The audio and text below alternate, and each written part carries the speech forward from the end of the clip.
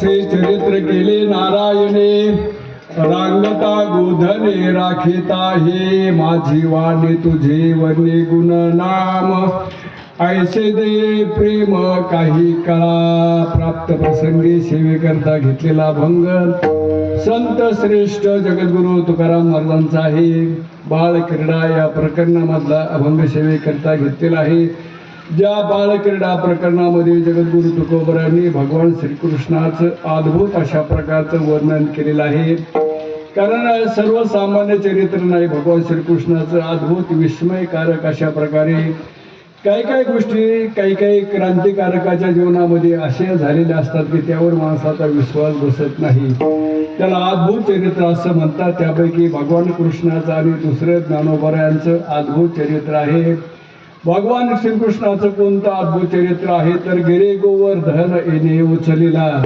काल्या महासर्पनाथोनी आणिला जळतोन मुखीचे प्राशिला गिरता आघासुर चिरोने सांडेला व भगवान कृष्णाने गोवर्धन परत उचलला काय उचलला क्विंटलचं पोत नाही काय उचलला तर एक डोंगर उचलला म्हणजे अद्भुत अशा प्रकारचं लिला त्याचप्रमाणे त्याच्या जीवनात अशा अनेक अद्भुत गोष्टी त्याला बायका किती होत्या बाईला 16,000 किती बायका होत्या 16,108 बायका होत्या आणि 16,108 बायका सांभाळणारा किती सामर्थ्यवान असलं पाहिजे नाही का तुम्हाला एकच बायको येईल आणि एका बायकोने तुम्हाला ते सूर्य लावले आणि जीवनामध्ये काय त्या बायकोने तुमचे हात चालवले तुमचं तुम्हाला माहिती आहे नाही का पण भगवान कृष्णाला किती बायका होत्या 16,108 पण एकाही बायकोने कधी भगवंताबरोबर भांडण केलेलं नाही कुठल्याही बायकोची तक्रार नाही त्याला अद्भुत चरित्र असं म्हणतात आणि जसं कृष्णाचं अद्भुत चरित्र तसं ज्ञानोबरांचं सुद्धा अद्भुत चरित्र कोणतं अद्भुत चरित्र आहे तर चालविले हरले चांगयाची भ्रांती मोक्ष मार्गेचा संगाती ज्ञानोबा माझा ज्ञानोबरांनी काय चालवली 4 व्हीलर गाडी नाही बरं का काय चालवली भिंत चालवली निर्जीव असणारी भिंत चालवली म्हणजे काय सामान्य गोष्ट नाही अद्भुत चरित्र आहे त्याचप्रमाणे रेड्यामुखी वेद बोलविला गर्भ द्विजांचा हरिला. काही म्हणजे काही महादेवाच्या जीवनामध्ये असं अद्भुत चरित्र असतं. त्यापैकी भगवान कृष्णाचे हे अद्भुत चरित्र आहे. आणि कोणत्या वयामध्ये चरित्र केलं तर रांगता गोधने राखिता, हे रांगत असताना आणि गायी राखत असताना अद्भुत अशा प्रकारचं कृष्णाचं चरित्र आहे. आणि कृष्णाच्या चरित्राला तुकोबराने सोंग म्हटलेले, कारण सोंगातल्या गोष्टी कधी खऱ्या मानायच्या नसतात.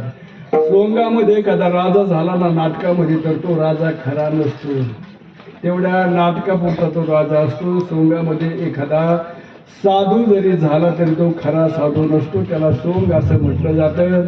नाथमार्गाने हरिपाठामध्ये म्हटलेले बहुरूपी धरी संन्यासाचा वेश पाहोने तयास धनदेती. कधी कधी लोकांना फसवण्याकरता सोंग घेतले जातात, पण सोंग खरी नसतात. तुकोबरा कृष्णाच्या अवताराला सोंग का म्हणतात तर त्याचं कारण असं की कृष्णाबद्दल अनेक लोकांचे आक्षेप आहेत, अनेक लोकांचे आरोप आहेत. कृष्ण कसा होता तर चोऱ्या करणारा होता, त्याचप्रमाणे गवळणी बरोबर रासक्रीडा करणारा होता, असा होता तसा होता. हे जे वर्णन कृष्णाच्या बाबतीमध्ये अश्लीलपणाचं केलं जातं, एक प्रकारचं सोंग आहे. आणि सोंगाला खरं मानण्याचं काही कारण नाही. आणि हे सोंग कशा करता घेतले तर धर्माच्या स्थापनेकरता, साधूच्या रक्षणाकरता आणि दुष्टाचं निर्दलन करण्याकरता भगवंताचे सोंग आहेत. विठाला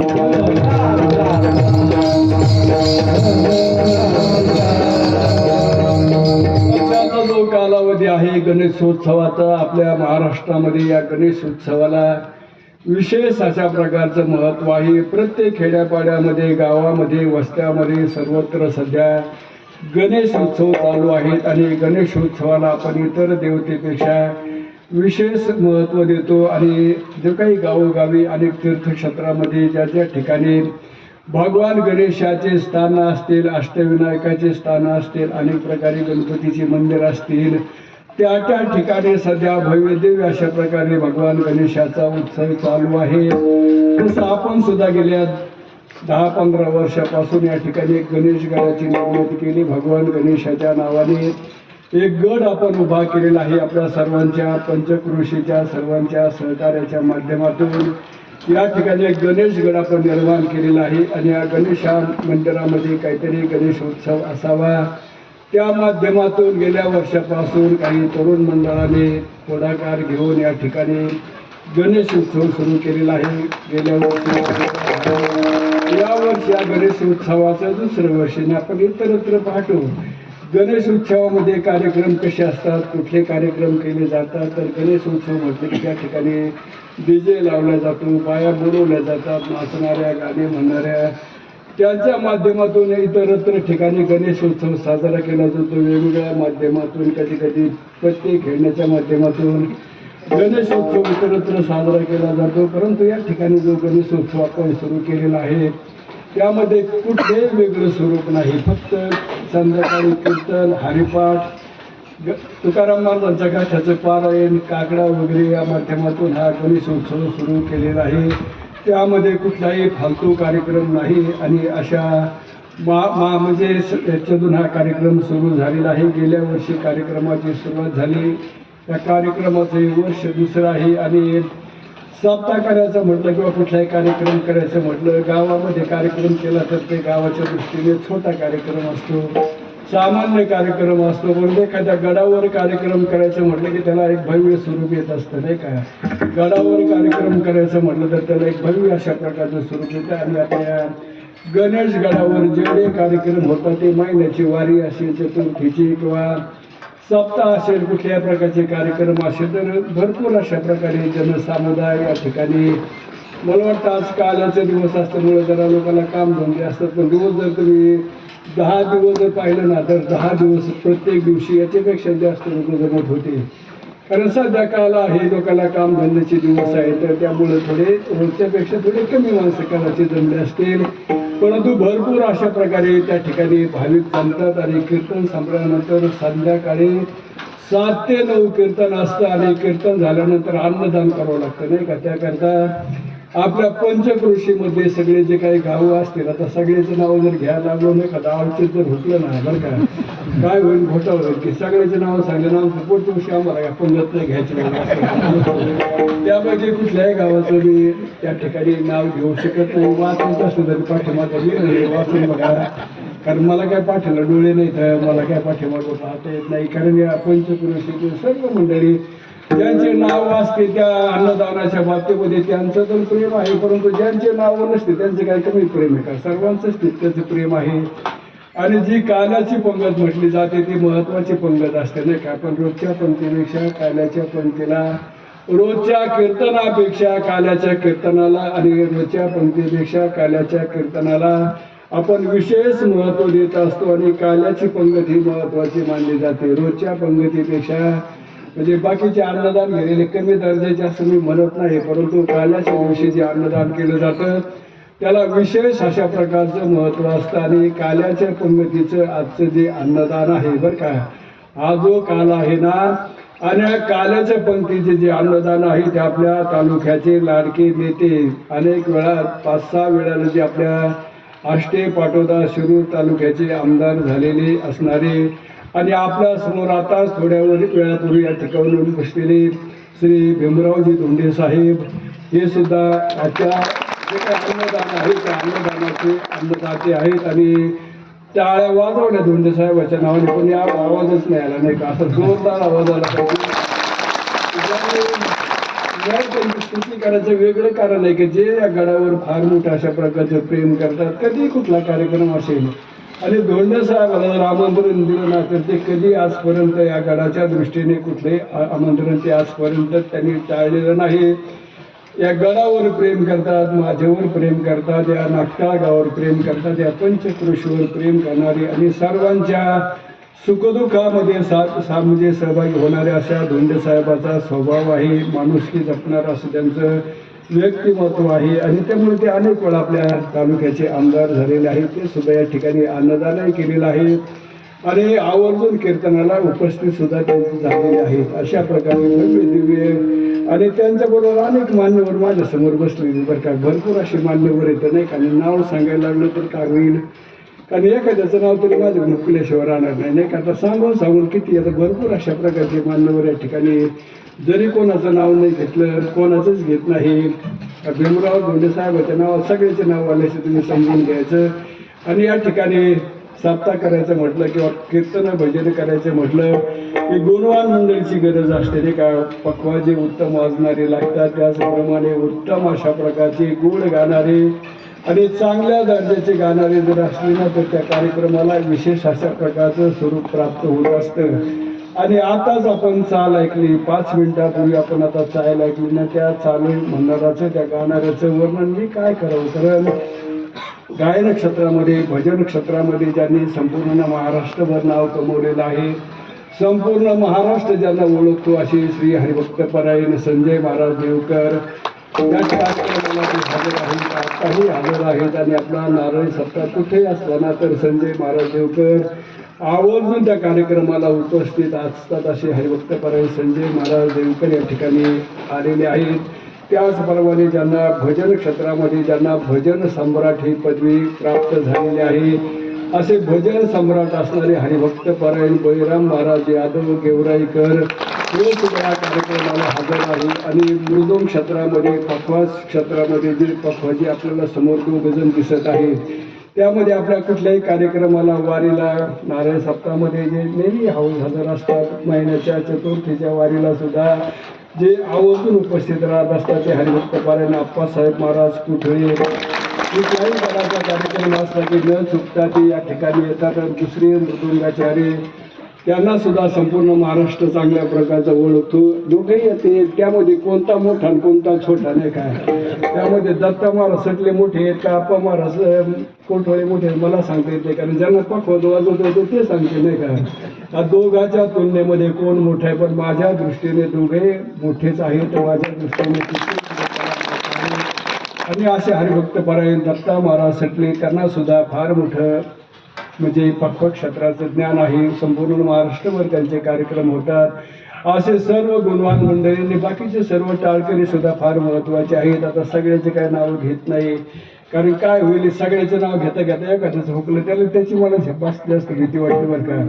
नावं घ्यायला लागलं नाही एखाद्याचं हुकलं नव्हतं तू सगळ्याचे घेतले मग मी काय काय येते काही गडावर प्रेम नाही करीत का, सगळेच प्रेम करणारे आहेत आणि सर्वांना धन्यवाद देतो. आणि या ठिकाणी आज काल्याचं कीर्तन आहे आणि कीर्तन काय जास्त नाही करायचं बरं का, कारण सकाळीच 10 वाजल्यापासूनच चालू होतं कीर्तन. कधी सुरू करता किती कीर्तन सुरू करता, कीर्तन लवकर सुरू करा. पण मी म्हटलं जर सकाळी 9लाच तुम्ही कीर्तन सुरू केलं तर 11 वाजता संपून जाईल आणि धोंडे साहेब जरा उशीर येतील, कारण त्यांना आज महत्त्वाचं स्थान आहे. का महत्त्वाचं तर ते अन्नदाते येतात, म्हणजे ते आज या कार्यक्रमाचे अन्नदाते असल्यामुळं धोंडे साहेबांना विचारून घ्यायचे किती वाजता येतं, तर ते म्हटले 12च्या दरम्यान येणार आहेत. मग आता कीर्तन 2 तास करायचं काय, 2 म्हणजे 10-20 मिनिटं करायचं काय, कीर्तनचं कीर्तन असतं नाही का. लय मोठं सांगितलं म्हणजे नेहमीच तुम्ही आता कीर्तन ऐकले, एक एका हुनी बळी रे.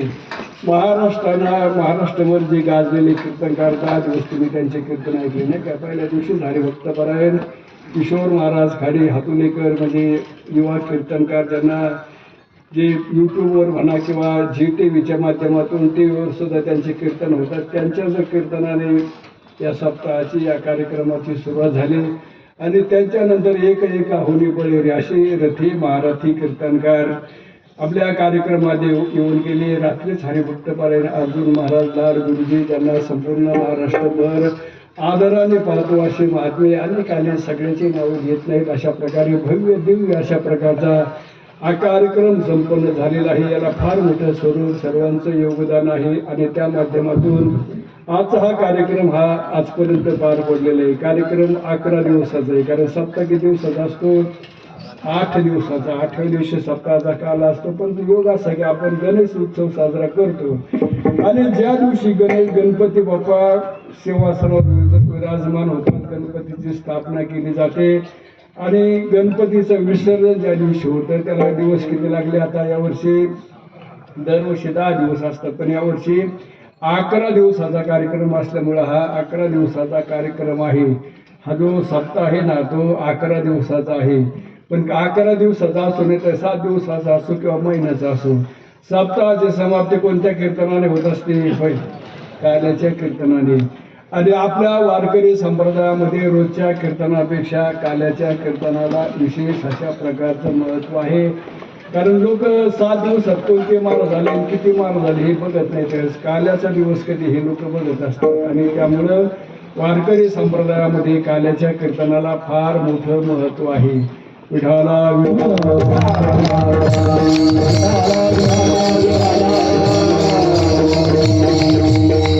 ज्ञानोबरांनी म्हटलेले, देवळाच्या कामा कळसू परम गंगेशी सिंधू प्रवेशू का सुवर्ण सिद्धी कसू 16वा जैसा. ज्ञानोबरा सांगतात एखाद्या मंदिराचं बांधकाम जे केलं जातं ते मंदिराच्या कामाची समाप्ती कधी होते तर त्या दिवशी मंदिरावर कळस बसवला जातो.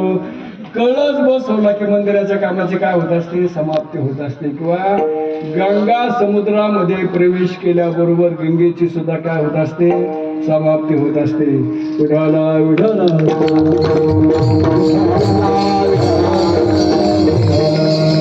आताच अगदी 2 मिनिटापूर्वी किंवा 1 मिनिटापूर्वी या ठिकाणी यावर्षी जसे धोंडे साहेब या सप्ताहाचे या काल्याच्या कीर्तनाचे अन्नदाते आहेत, तसं गेल्या वर्षी ज्यांच्या काल्याच्या कीर्तनामध्ये ज्यांचं अन्नदान झालं होतं असे श्री विजय गोलार सुद्धा या ठिकाणी या कार्यक्रमाला हजर झालेले आहेत. हा कार्यक्रम या ठिकाणी आपल्याला काल्याचं कीर्तन या ठिकाणी थोडक्यामध्ये आपल्याला सांगायचं आहे. काल्याचं कीर्तन आणि रोजच्या कीर्तनामध्ये फरक असतो. रोजचं कीर्तन वेगळं, काल्याचं कीर्तन वेगळं. आणि कुठल्याही मंदिरामध्ये आपण जर काल्याचं कीर्तन केलं ना, मग ते कृष्णाच्या मंदिरामध्ये असेल, पांडुरंगाच्या मंदिरामध्ये असेल, भगवान कृष्णाच्या मंदिरामध्ये असेल किंवा भगवान गणेशाच्या मंदिरामध्ये कीर्तन असेल, परंतु काल्याच्या दिवशी इतर देवाचं चरित्र सांगितलं जात नाही. काल्याच्या दिवशी फक्त भगवान कृष्णाचं चरित्र सांगायचं असतं आणि काल्याच्या दिवसाला फक्त कृष्णाचं चरित्र सांगायचं बरं का, तसं वागायचं नाही बरं का. चरित्र ते उच्चारा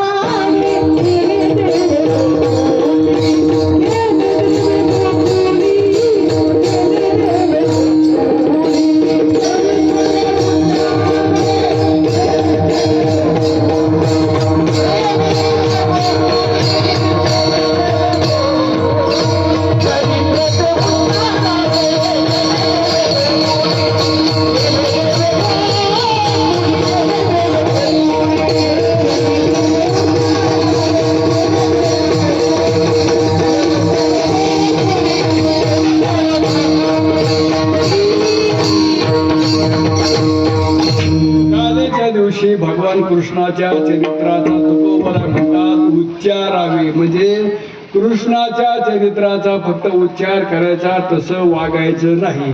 तुकोबरा म्हणतात ना, चरित्र ते उच्चारावे आचरावे असं तुकोबरांनी म्हटलेलं नाही. कृष्णासारखं वागण्याचा कोणी प्रयत्न करायचा नाही. वागायचं म्हटलं तर जमणार नाही बरं का. मोठ्याची बरोबरी करण्याचा कोणी प्रयत्न करू नये. मोठ्याचा आदर्श घ्यावा, परंतु मोठ्याची बरोबरी करण्याचा प्रयत्न करू नये. किती आव्हान तर आपण तितकं मोठे कधी होऊ शकत नाही. किती वैराग्याचं आव्हान आपण होय, किती एखाद्याने वैराग्याचा आव्हानला, तर वैराग्य म्हटलं ना आपल्या बीड जिल्ह्यामध्ये, नगर जिल्ह्यामध्ये वैराग्यवान साधू म्हणून कोणाकडे पाहिलं जातं? संत वामन भाऊकडे पाहिलं जातं. आणि त्यांची बरोबरी करण्याचा किती माणसाने प्रयत्न केला तरी त्यांची बरोबरी आपण करू शकत नाही. किंवा ऐश्वर संपन्न संत म्हटलं तर थोडं थांबा थोडं, नंतर सांगतो तुम्हाला काही बोलायचं. विठाला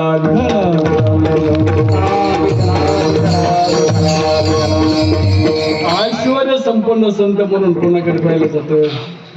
किती एखाद्याने आयटीत फेटा बांधला, आयटीत गंध लावला, आयटीत कानात कुंडलं घातले, अगदी रुबाबदार अशा प्रकारे, अगदी गोरा पान गोरा गोमटा देखणा नाकेला माणूस, आणि त्याने जर आयटीत फेटा बांधला, पोटात अंगठी घातली, अगदी हातामध्ये घड्याळ बांधलं आणि भगवान बाबासारखं दिसण्याचा प्रयत्न केला तर भगवान बाबासारखं दिसता येईल, पण भगवान बाबाची परत कोणी बरोबरी करू शकणार नाही.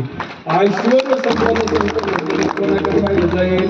फक्त भगवान बाबाकडे पाहिलं जाईल. आणि काही माणसं अशी असतात बरं का, त्यांची तुलना कधी कोणाबरोबर होऊ शकत नाही. किती मोठं होण्याचा प्रयत्न केला, पण जे काही माणसं असतात ना त्यांची परत कोणी बरोबरी करू शकत नाही. त्यांची तुलना कधी कोणाबरोबर होऊ शकत नाही. आता राजा म्हटलं होय, राजाचा जर विषय निघाला, किती राजे झाले आपल्या भारत देशामध्ये? अगदी पौराणिक काळापासून राजाची संख्या भरपूर आहे. रावणापासून कितीतरी राजे झाले बरं का. उदंडची झाले, होण्या गेले, अनेक राजे झाले, महाराजे झाले, पण कुठल्याही राजाला देवाचा दर्जा मिळाला नाही बरं का. फक्त एकाच राजाला देवाचा दर्जा मिळाला. कोणत्या राजाला? राजाला देव म्हणून पाहिलं जातं किंवा देव म्हणून राजाचे पुतळे बसवले जातात आणि देव म्हणून राजाची पूजा केली जाते. कोणत्या राजाची?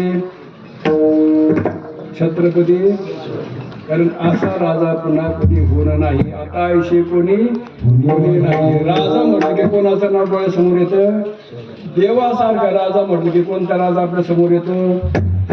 काय आदर्श का शिवाजी महाराजांच्या नावाची? छत्रपती शिवाजी महाराज एक आदर्श राजा, देवतुल्य असं राजा म्हणून पाहिलं जातं. आणि पुढाऱ्याच्या बाबतीमध्ये अनेक पुढारी झाले, मंत्री झाले, आमदार झाले, खासदार झाले, कितीतरी नेते झाले, पण एक देवाचा दर्जा कोणत्या पुढाऱ्याला मिळाला? गोपीनाथ मुंडेला. असं काहीतरी जीवनामध्ये क्रांती केली पाहिजे, काहीतरी पुरुषार्थ केला पाहिजे. आपण सुद्धा जाणार आहोत बरं काय. आपण काही दरा न करताना आलो, आपण सुद्धा जाणार आहोत, पण असं जीवन जगलं पाहिजे माणसाने की आपण गेल्यानंतर आपल्याला सुद्धा पाठीमागच्या लोकांनी देवाचा दर्जा दिला पाहिजे. असं माणसाला मोठं जीवन करता येतं, सामर्थ्यवान जीवन करता येतं. असं सामर्थ्यवान जीवन बनवणं यालाच खऱ्या अर्थाने काळ म्हणतात. आपण स्वतः देव होणं बरं का. देव पहाव्याशी गेलो, तेथे देवाची होणी ठेलो. आपण देवा इतकं मोठं होणं ना, यालाच खऱ्या अर्थाने काला असं म्हटलं जातं. काला म्हणजे दोन पदार्थ एकत्र करणं बरं का. दोन पदार्थ एकत्र आले की त्याचा काय होत असतो? काला. दही आणि लाही एकत्र केली की त्याचा काय होतो? काला. तसं आपल्या जीवनातला काला कोणता आहे तर आपण आहोत जीव बरं का. अमक्या गावचे, अमक्या जातीचे, अमक्या धर्माचे, आमच्या संप्रदायाचे आपण एक जीव आहोत. पण ही जीवदशा संपून आपण स्वतः देव होणं हा जीवनाचा आपल्या जीवनातला काल आहे.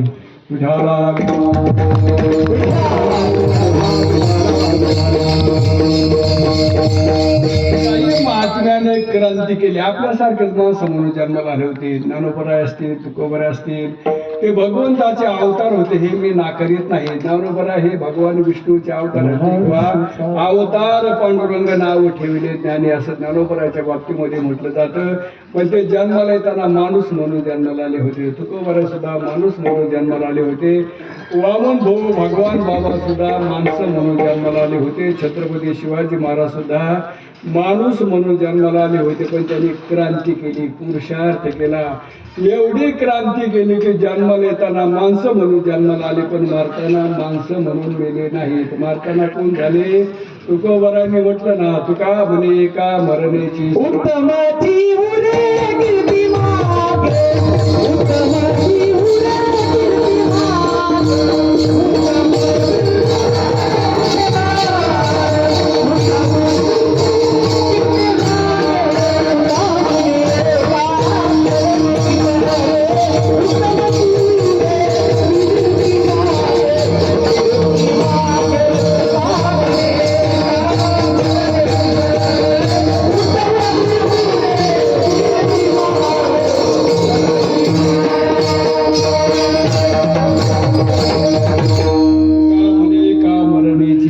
उत्तमाची उरी कीर्ती मागे. माणसाने क्रांती केली तर आपण सुद्धा, आपण गेल्यानंतर आपलं नाव पाठीमागं राहिल्याशिवाय राहणार नाही. ते म्हणाल महाराज आम्ही तर संसारिक माणसं आहे, आम्हाला प्रपंच आहे, बायका मुलं आहेत, आमचं कशाचं नाव पाठीमागं राहील. तर तसं डोक्यात आणू नका बरं का.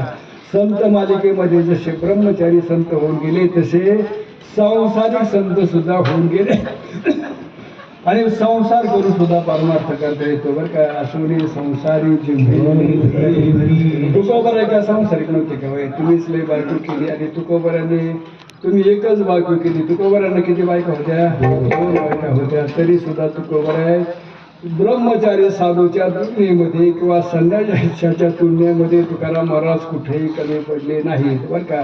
मी तर असं म्हणेल, जगातले लाखो संन्यासी ब्रह्मचारी मंडलेश्वर महामंडलेश्वर सगळे एकत्र केली, एका बाजूला तुकाराम महाराज उभे केली. कोणाचं पालचं जर भरेल? तुकोबरांचं. त्यामध्ये संसार करून सुद्धा परमार्थ करता येतो. तुकोबरांनी फार सोपं सांगितलं बरं का. कामामध्ये काम राम जाईल श्रम सुख होईल. हाताने काम करून मुखाने देवाचं भजन करता येतं, चांगलं वागता येतं, जगाचे उपकार करता येतो, भुकेल्याची भूक जाणता येते, ताणलेल्याची तहान जाणता येते. तुकोबरांनी साधूचं लक्षण फार सोपं सांगितलं बरं का. तुम्ही ज्याला साधू म्हणून पाहता ते तुकोबरांना मान्य नाही. तुकोबरा साधू कोणाला म्हणतात? तर जे का रंजले गांजले त्याशी म्हणे जो आपुले, त्यास तोच साधू ओळखावा, देव तेथेच जावा. जो रंजल्या गांजल्या माणसावर दीन दलितावर दया करतो आणि दीन दुबळ्याचं दुःख निवारण करतो ना. मग एखादा राजकारणातला पुढारी जरी असला ना बरं का, तो राजकारणामधला पुढारी जरी असला पण त्याने जर गोरगरिबावर उपकार केले ना, त्याला सुद्धा साधू म्हणायला हरकत नाही. तुकोबरा म्हणतात म्हणून मी म्हणतो विठाला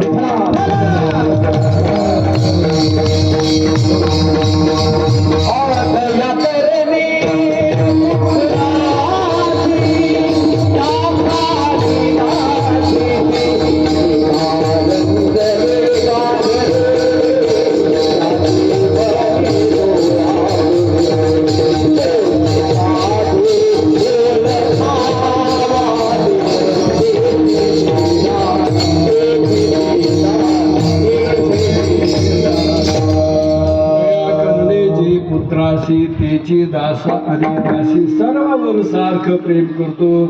प्रेम करताना तो आपलं तुकलं बघत नाही, आपला फरका आपल्या जातीचा तो त्या जातीचा असं खरा साधू बघत नाही बरं का. खरा साधू आता अलीकडे साधू कसे तर काय ते मला भानगड पडायचं नाही, आपलं तुकलं बघणारी. तुम्ही जर या गणेशगडावर या जेवढी काही या समाज या ठिकाणी जमलेलं आहे त्याचं जर वर्गीकरण केलं ना बरं का, कोण कोणत्या जातीचं आहे, कोण कुठला आहे, कोण कोणत्या गावचा, असं जर वर्गीकरण केलं ना तर या ठिकाणी तुम्हाला सर्व जातीचे माणसं या ठिकाणी तुम्हाला पाहायला मिळते बरं का. जितके तुम्हाला वंजरी बघायला मिळते ना तेवढेच मराठी या ठिकाणी तुम्हाला बघायला मिळतील. तितकेच गुजर समाजाचे लोक, तितकेच लमानाचे लोक, सर्व जातीचे हरिजन असू द्या, मुसलमान सुद्धा या ठिकाणी आलेले बरं का. काही काही मुसलमान सुद्धा या गडाच्या वारीला येतात. असं सर्व जाती धर्मावर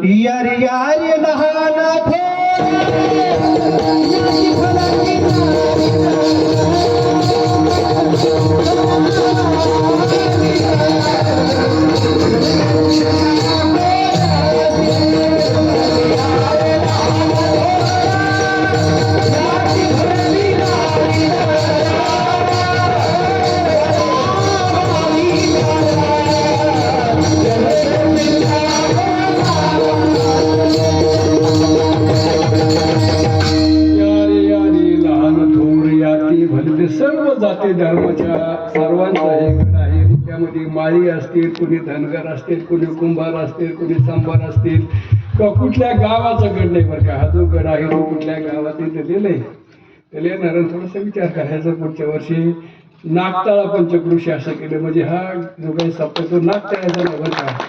इथं नागताळा आणायचं का झालं भाई, त्या नागताळ्यातून बाहेर यावं लागलं मला. अजूनही नागताळ्याचं पोळ काय का तुम्हाला होय. कारण गणेश गड पंचक्रोशी असं यायला पाहिजे नाही का. गणेश गड पंचक्रोशी तुम्ही बघा ते गैनाथ गड आहे ना, गैनाथ गड 8 ठिकाण पुठ्ठा म्हणतात का, चिंचोली 8 ठिकाण पुठ्ठा म्हणतात होय. मंडळाला विचारतो चिंचोली 8 ठिकाण पुठ्ठा म्हणतात का गैनाथ गड होय. गैनाथ गड तसं तुला काय लिहायचं लक्षात येईल का. गणेशगड पंचक्रोशी म्हणजे कुठल्या गावाचा नाही. नागताळा पंचक्रोशी म्हटलं की नागताळ्याचं गड नाही का, असं त्याचा अर्थ होतो. कुठल्या गावाचा नाही, कुठल्या धर्माचा नाही, कुठल्या जातीचा नाही, सर्वांना सामावून घेणारा हा गड आहे. या ठिकाणी जाती पातीचं आम्हाला काय कोणाची चोरी नाही करायची होईल. ज्याला चोरी करायची त्याला जातीचं फळका असताना काय करायचं कुठल्या जातीचं धर्माचं कुठल्या गावाचं काही गरज नाही. सर्वांना सामावून घेणारा असा हा गणेशगड आहे. भाऊ बाबाच्या नंतर एक आदर ठेवला जाणार अशा प्रकारचा हा गणेशगड आहे.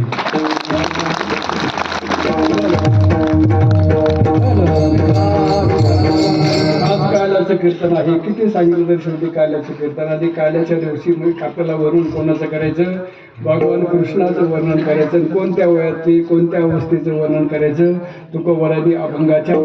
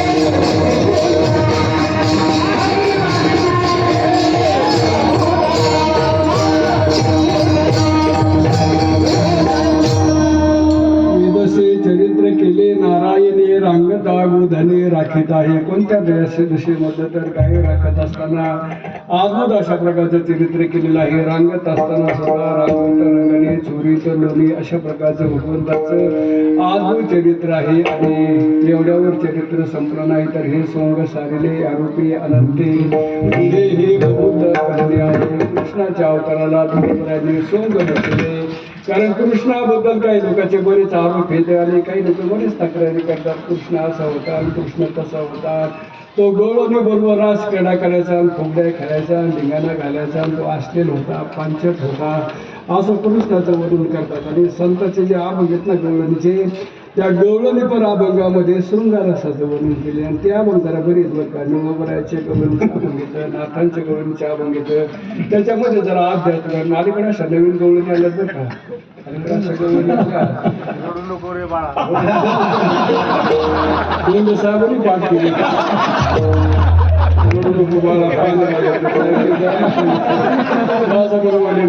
मुली तर राजा झाले म्हणजे पांचट अशा प्रकारे काहीतरी 2-4 चरण उभे करायचे. तुझ्यासाठी आले मोवाना आणि माझ्या नंतर मुलीच किंवा ते बांगडी पिसली ना तर किती आणि त्याच्यामुळे लोकांना काय वाटतं कृष्ण पांचट होता, कृष्ण अश्लील होता, नालायक होता असं लोक वर्णन करतात. त्यामुळे नाथ महाराज तुकोबरा सांगतात की बाबा हे सोंग आहे बरं का. आणि सोंगाला कधी खरं मानत जाऊ नका. सोंगामध्ये सिनेमामध्ये एखादा डाकू असला म्हणजे तो डाकू काय खरं असतो का होय.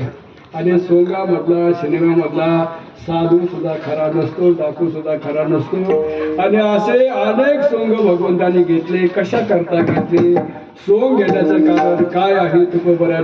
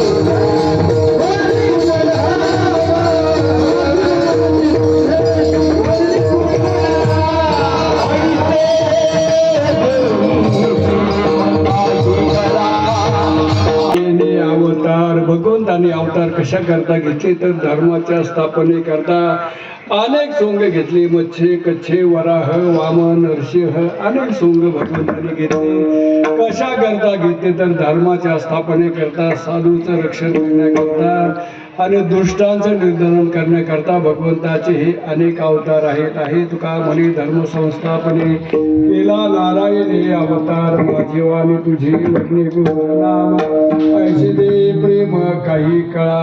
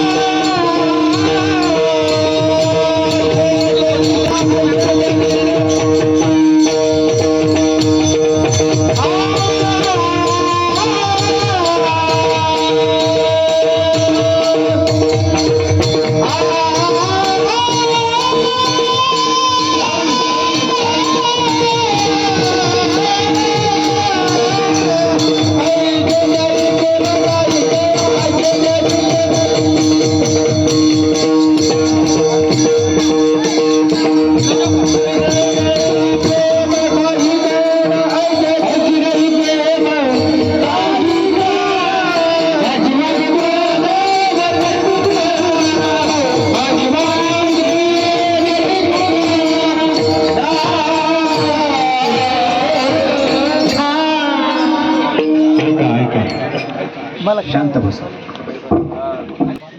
या गणेशगडाचे महंत काशीनाथ महाराज यांचा सन्मान आजच्या या